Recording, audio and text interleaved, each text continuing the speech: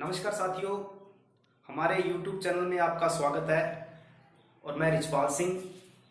आज हम मैथ के अंदर लाभ व हानि से संबंधित कुछ महत्वपूर्ण प्रश्नों के बारे में पढ़ेंगे। देखिए, ये जो प्रश्न लिखा है मैंने बोर्ड पे, ये प्रश्न रीट लेवल 2 के अंदर पूछा गया है 2017 के अंदर। तो देखिए प्रश्न क्या है। एक टीवी विक्रेता ने 9600 रुपए की दर से 2 टीवी बेचे, ठीक है। उनमें से एक टीवी पर 20% लाभ व दूसरे टीवी पर 20% की हानि हुई। तो इस सौदे में कितने प्रतिशत लाभ अथवा हानि हुई। देखिए, ऐसे प्रश्न अक्सर एग्जाम के अंदर पूछते हैं, चाहे कोई एग्जाम हो, एसएससी हो, बैंक हो, रेलवे हो, तो ऐसे सवाल जरूर बनते हैं। तो देखिए, जब विक्रय मूल्य, देखिए ये जो टीवी है ये बेच रहा है और 2 टीवी बेच रहा है, दोनों का विक्रय मूल्य समान है, यानी कि 9600 की दर से वो टीवी बेच रहा है। यानी कि सेलिंग प्राइस 1 जो है वो 9600 है और सेलिंग प्राइस 2 यानी ये पहला टीवी हो गया, ये दूसरा टीवी हो गया। इसके ऊपर भी मतलब क्या है कि 9600 की दर से बेच रहा है वो। इसके ऊपर तो मान लेते हैं कि लाभ हो रहा है, यानी प्रॉफिट हो रहा है 20% का, और उसके ऊपर लॉस हो रहा है, यानी कि वो 20% का। देखिए, जब सेलिंग प्राइस यानी कि ये विक्रय मूल्य समान हो और लाभ, एक पर लाभ और एक पर हानि हो, और वो दोनों ही संख्यात्मक रूप से बराबर हो, यानी कि 20 ये भी 20, तो इस कंडीशन में एक फॉर्मूला है, एक सीधा फॉर्मूला है। और ऐसे क्वेश्चन के अंदर हमेशा ही क्या होती है, हानि होती है, हमेशा ही हानि परसेंट होता है। तो देखिए, हानि निकालने का सीधा इसमें फॉर्मूला ये है कि जो परसेंटेज आपको दे रखा है मान, बटे में tan लगा करके और इसका होल स्क्वायर कर दो। यानी कि जैसे इसके अंदर 20% यानी कि ये आंकड़ा है परसेंटेज में, तो 20 बटे क्या आ जाएगा, tan आ जाएगा। इसका होल स्क्वायर करेंगे तो यानी कि ये 20 का वर्ग 400 और 10 का 100 ये कट गए, यानी कि 4%, यानी कि 4% की क्या होगी, लॉस होगा, ठीक है। एक तरीका तो ये है, ठीक है।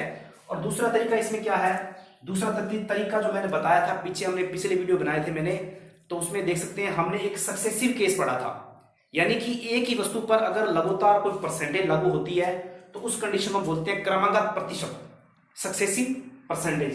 तो देखिए, ये तो था फॉर्मूले के तरीके से।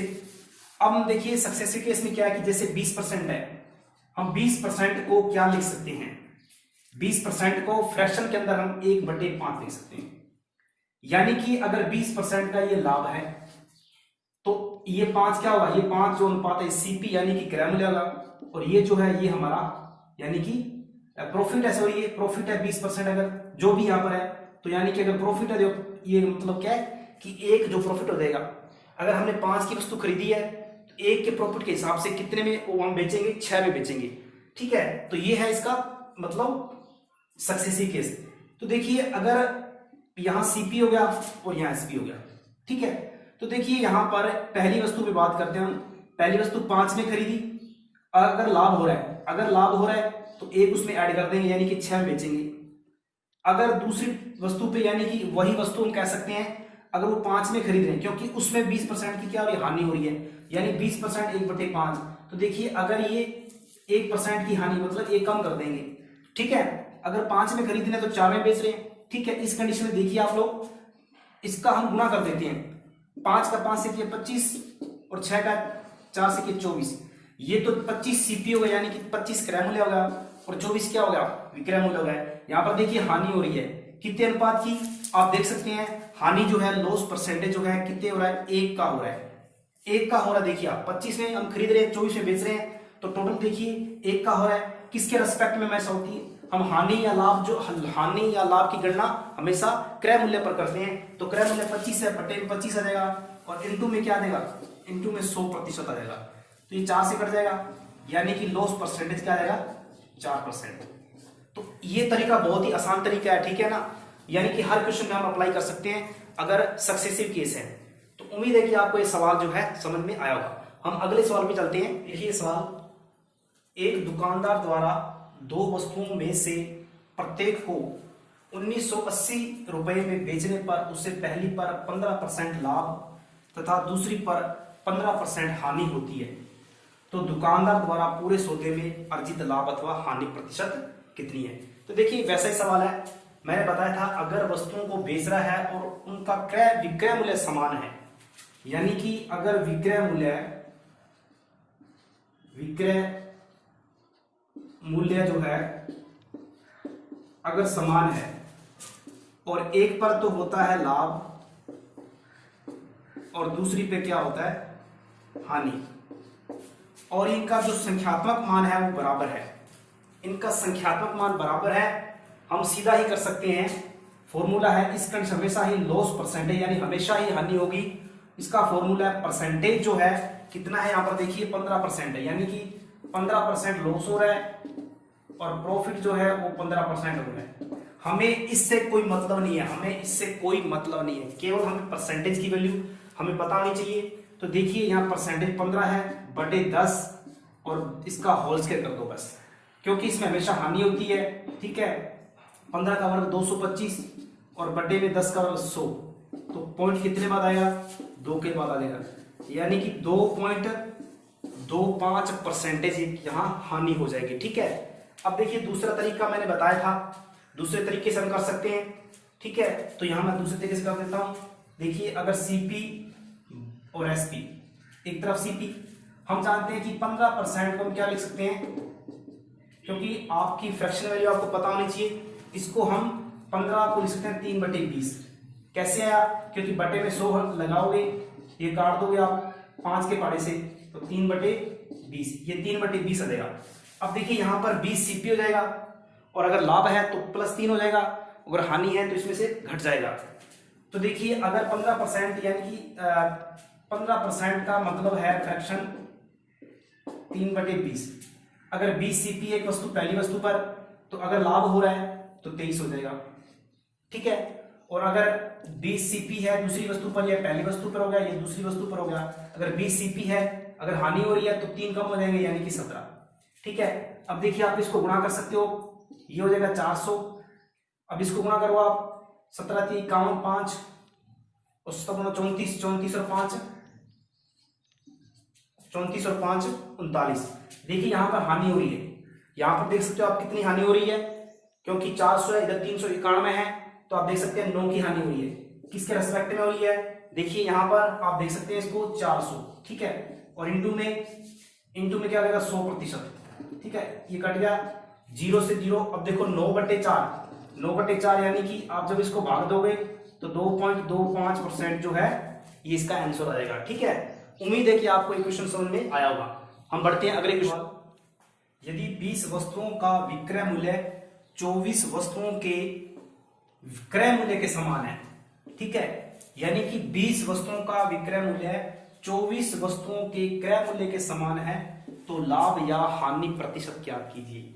सिंपल क्वेश्चन है, देखिए हम इसको सीधा कर सकते हैं कि अगर 20 वस्तुओं का विक्रय मूल्य यानी सेलिंग प्राइस बराबर किसके है, 24 वस्तुओं के क्रय मूल्य यानी कि सीपी के बराबर है। अब देखिए लाभ या हानि जो है वो कैसे निकलती है, हम इनका सीपी और एसपी का हम रेशियो निकाल लेंगे। मतलब क्या है कि हम क्या करेंगे, इस सीपी के बटे में यानी कि इसके बटे में भेज दो इसको और 20 इधर ले आओ, यानी कि एसपी बटे सीपी बराबर 24 और ये 20 बटे में आ जाएगा। इसको आप काट सकते हो, एसपी बटे सीपी, ये दोनों ही जो है 4 के 5 कट रहे हैं। ठीक है, तो 6 × 24 और 5 × 20। ठीक है, अब देखिए अगर ये 5 क्रय मूल्य है यानी कि सीपी और एसपी का क्या रेशियो आ रहा है 5:6।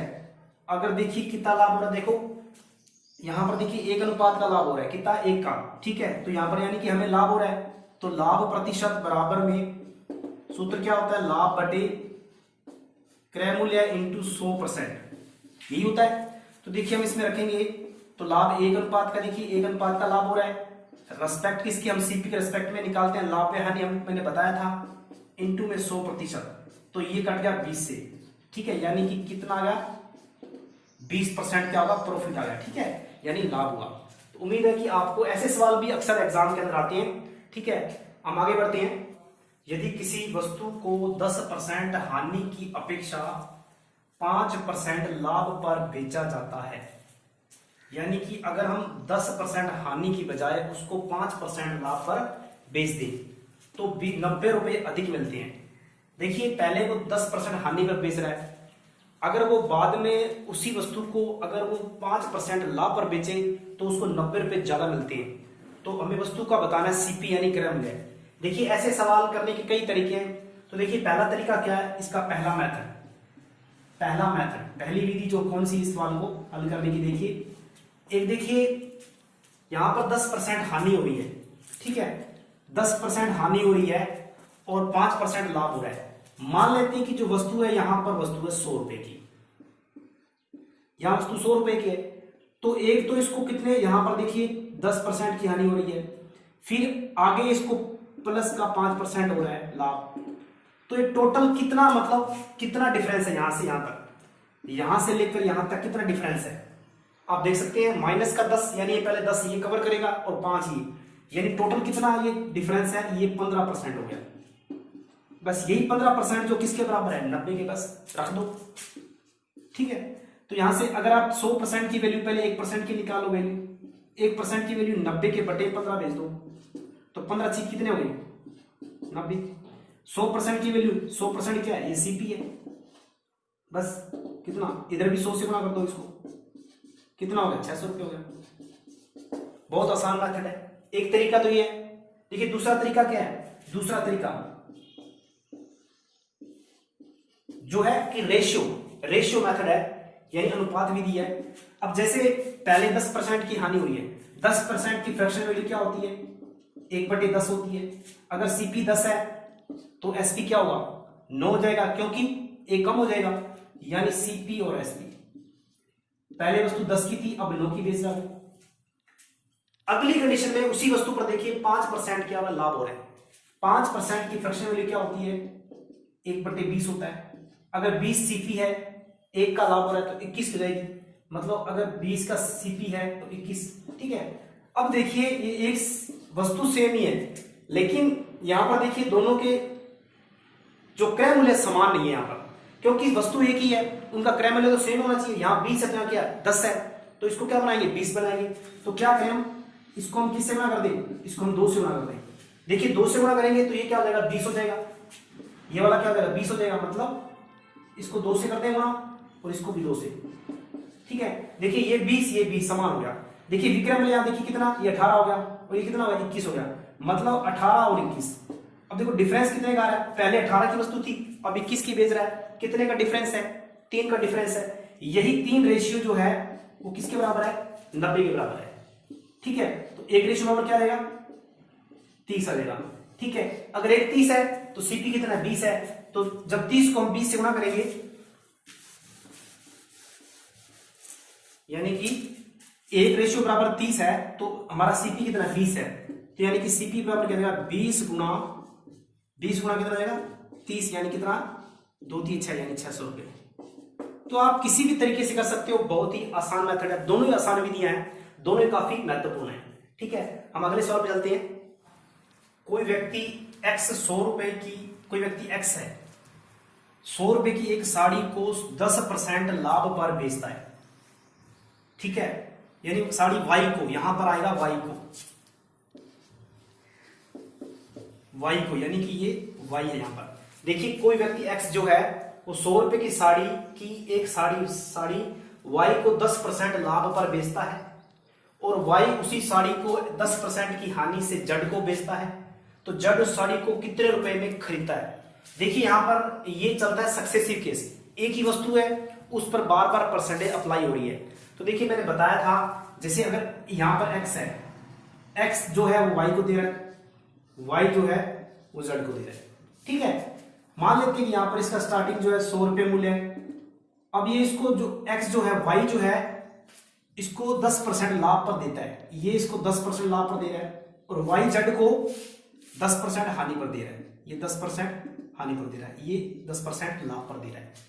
ये प्रोसेस है, यानी एक्स जो है स्टार्टिंग में उसने 100 रुपए की साड़ी खरीदी, उसने वाई को 10% लाभ पर बेचा, वाई ने जेड को 10% हानि में बेचा। तो जेड ने, यानी जेड का कह सकते हैं सीपी कह लो आप, ठीक है, या फिर वाई का क्या कह सकते हैं हम, एसपी। ये दोनों ही बराबर है, ये दोनों ही बराबर है। मतलब जड उसको कितने में खरीद रहा है या फिर वाई उसको कितने में बेच रहा है। बात एक है, सवाल पूछने का तरीका है जड उस साड़ी को कितने रुपए में खरीदता है, जड का पूछा है। देखिए यहां पर हम कह सकते हैं कि पहले यहां पर हम सीपी और एसपी कह सकते हैं, ठीक है। तो अगर बात करें हम यहां पर, तो पहले अगर एक्स से वाई की बात करें हम, एक्स से वाई की तरफ, तो पहले 10 में, ये 10 में मतलब 10 से होगा इसका 10% लाभ हो रहा है, 10 से 11 हो जाएगा, ठीक है। अब देखिए आगे क्या होता है, आगे वाई के लिए क्या होगा, वाई से जेड, यानी वाई से जेड, ये एक्स से वाई हो गया 10 से 11, तो वाई से जेड क्या होगा, क्योंकि 10% का लॉस हो रहा है, 10% का लॉस यानी कि 1/10, यानी कि यहां से 1 का कमी हो रही है, यानी कि यहां से हो जाएगा 10 से 9, ठीक है।